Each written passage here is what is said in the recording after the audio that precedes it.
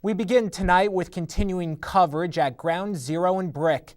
WMBC News has been on the ground all week covering the intense flash flooding across the region that shook New York and New Jersey into states of emergency.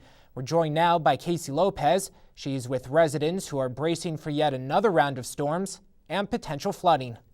Hey there, Bird. You can see residents here in Brick, New Jersey are still in recovery mode, throwing away damaged items and salvaging anything they can after Monday's intense flash flood. But now meteorologists are predicting another wave of thunderstorms will pose a new threat to a region already recovering. My neighbor, the other day, she fell trying to get out of her house, but she was trying to take things with her on her walker. And I literally ran across the street to help her.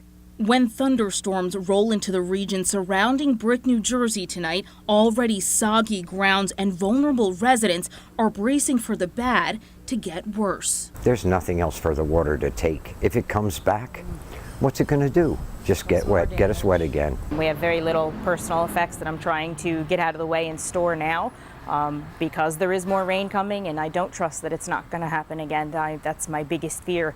Nearly 8 inches of rain fell within 3 hours, impacting thousands of Brick residents whose homes flooded. Homeowners forced to lay their living rooms on their front lawns. Recovery and surveying of damage has been extensive all week. But now a new storm system is presenting another wave of flood risks. On top of that, soggy tree trunks combined with wind gusts reaching up to 50 miles per hour are posing a severe threat to this already at-risk region.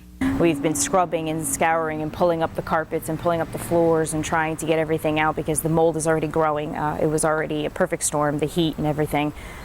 So hoping to prevent any more damage because it is a reality. I'm afraid that it's going to happen again. To give you some perspective, the approximately 8 inches that fell on Brick Monday is normally the amount of rainfall this area sees over 2 months. And since Brick is not a flood zone, close to zero, if not all of the affected residents are left to pick up the pieces without help from flood insurance. Some residents believe recent Garden State Parkway construction and a turned-off pump are to blame for the unexpected flooding. This wasn't a flood. By definition, there's no body of water that came up and rose up and did this. Something in the township, whether it be the gutters or the drainage system, or whether it was a combination of that and the new construction, something combined to create a perfect storm. And all I know now is there's 105 people in here without a home. This morning, Governor Phil Murphy was grilled by frustrated residents who say they have nothing and no way to rebuild like they did after Sandy or Maria this time. They lived here for 30, 40 years. This never happened. It didn't happen during Sandy. So how can some rain bring this kind of devastation to this neighborhood?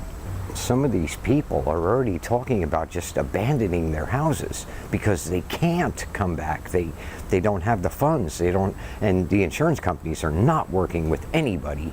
Longtime residents here are adamant their neighborhood has never flooded like this before. They're demanding the government step in and help.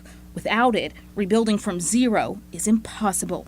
My husband has cancer. He's been battling it for 4 years. We finally saved every penny that we ever had to buy a house. It's our first home. And in 2 months, a dream fell apart and turned into a nightmare, and it's heartbreaking.